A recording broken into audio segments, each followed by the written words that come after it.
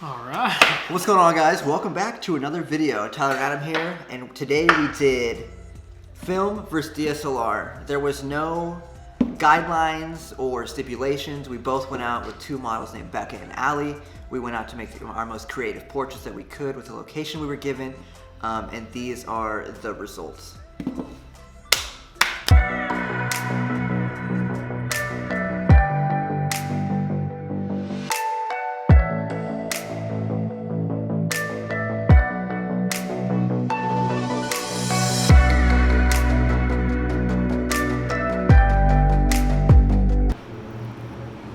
How you feeling?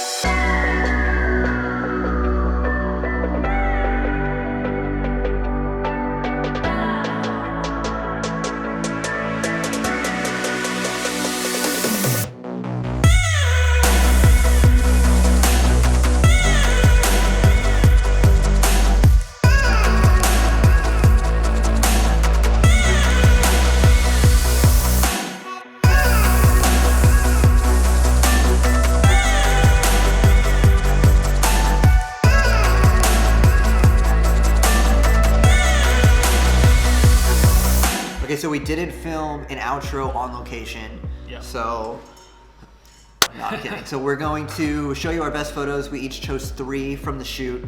We're gonna compare and contrast just the DSLR quality versus film quality, and kind of go over creativity again. There were no guidelines. We just wanted to go out and create portraits and show you guys what we got. Why don't you tell them what you shoot with there? It's on. My camera's been on this whole time. Oh my god, I don't have no battery for Oh, Boise. there you go. So I was shooting on a Contax G1, and I think the film stock I was shooting that day was Kodak Gold 200, and then I wrapped it up with Portra 800. And then Adam was shooting on Canon 5D Mark IV. This is not a 5D, but we're filming on the 5D4 right now. Yeah, we're using it to so, film. Yeah. This is my This DSLR. is kind of what you get, and this is Tyler's great DSLR there. No big deal or anything. So yeah, Contax G1 versus 5D Mark IV.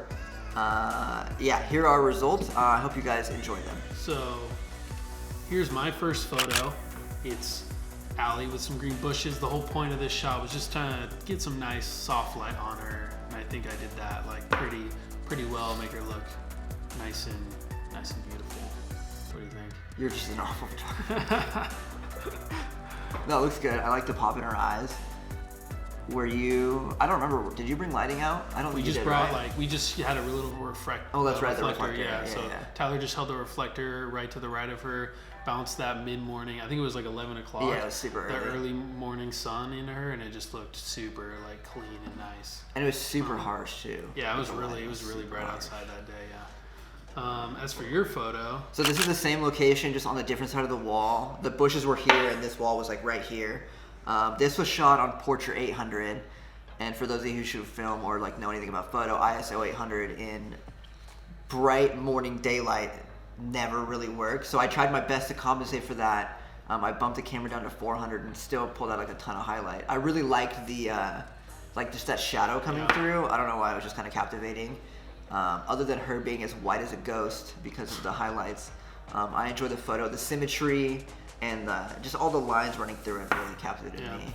it's a little bit blown out, but you know. Yeah, what are you gonna do with 800? I Yeah. can only stop it down It's so definitely much. hard to tell. You can't look at the back of the camera, so. Right.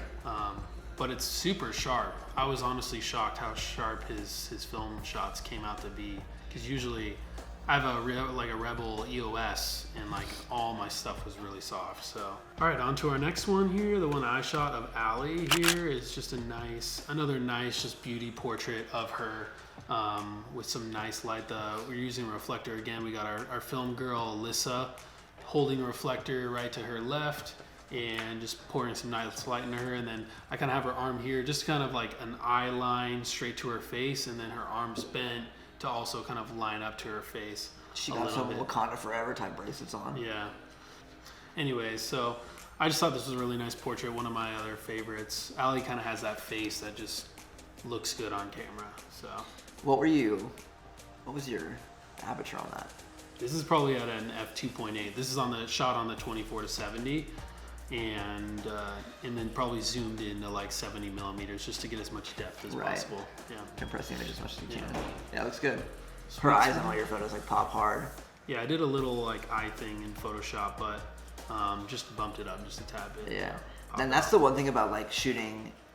That's like the one great thing about shooting. As much as I'm a fucking film buff recently, the best thing about shooting on those DSLRs is like the amount of color and shadow and stuff you can bring out of an image, which like super limits you when you edit film. You can only tweak so much because it's not a file, it's just a scan.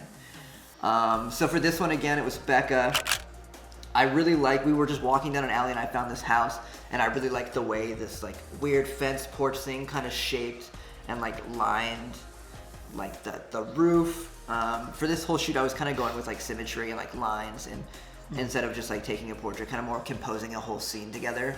And I feel like I did that with this one. I put her right in the middle, just to, you know, like just to put her in the middle, to draw focus to her, but also frame the scene. This was shot at 5.6, so I wanted to get everything in focus. I feel like film with a shallow depth of field looks good, but I feel like when you think film, you think of kind of everything in focus. At least I do. I think of like a disposable camera, which is shot on like an f8.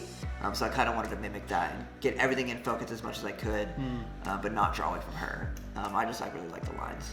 Yeah, I think this one looks really nice. The greens, like all the tones are like really mellowed out. It's very like pastel-y, which is nice. That's like the only thing that you can edit when you like edit film. You get to scan back, it comes back as like a TIFF file. So you can't edit too much shadow or exposure, but the colors you can fuck with a ton.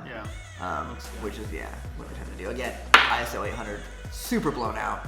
Yeah, nice little butt shot there too. Yeah, right? super blown out.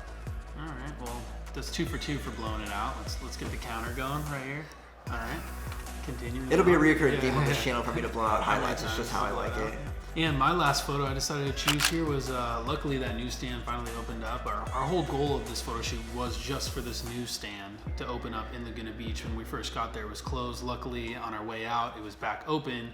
So this is my shot with Allie again in the newsstand, just acting like she's casually reading a newspaper, even though it's closed and it's a magazine.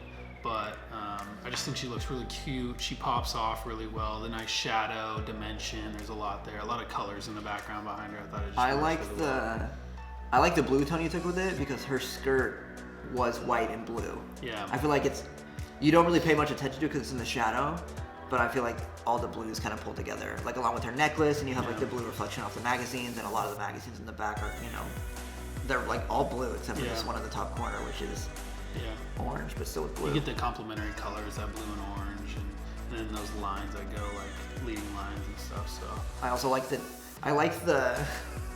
depth going both ways. I like the depth going back, and I also like the light coming in across her, creating like a depth and like a shadow on her, what you guys would hear her right side. Yeah. So I like it. Cool. And our last one here. So the last one is probably the only photo of this entire shoot that I didn't completely blow out. Yeah, it looks pretty exposed. Yeah, this one I usually stop down so that a lot of my photos are a little bit brighter, just so I know that I've got stuff to work with. This one I perfectly exposed. My light meter said it was right in the middle. And I was just going for like a simple, clean, editorial style portrait. I liked the warmth of the color. The film stock this was on was, I think this was Kodak Color 200 or Kodak Gold 200, was one of those two. And those are notorious for like creating a ton of pink tones. So her skin came out super pink. I had to kind of correct it a little bit, but she's still really pink in the cheeks. But I like it. I just like the vintage skirt with like the Vespa in the back. It just kind of pulled like a whole like vintage theme together. I probably could have cropped those bushes out on the side, but I'm shooting with a 28 and it wouldn't focus if I went too much closer. Yeah.